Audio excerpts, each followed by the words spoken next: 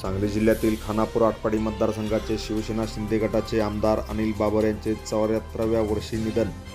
सांगली जिल्ह्यातील खानापूर आटपाडी मतदारसंघाचे शिवसेना शिंदे गटाचे आमदार अनिल बाबर यांचे वयाच्या 74व्या वर्षी निधन झाले।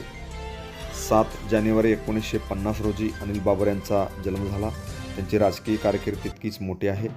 1972 साली वयाच्या 22व्या वर्षापासून त्यांच्या राजकीय जीवनाला सुरुवात झाली।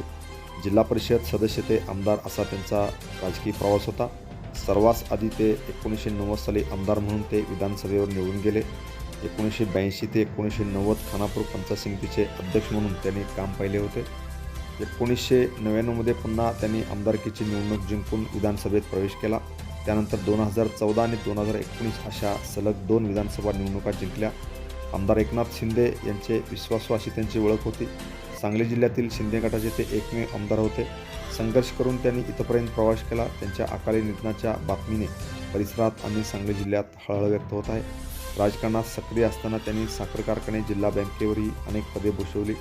पाणीदार आमदार म्हणून या परिसरात त्यांची ओळख होती। त्यांच्या निधनाचे वृत्त समजताच विविध मान्यवरांनी त्यांना भावपूर्ण श्रद्धांजली वाहिली। Press the bell icon on the YouTube app and never miss another update.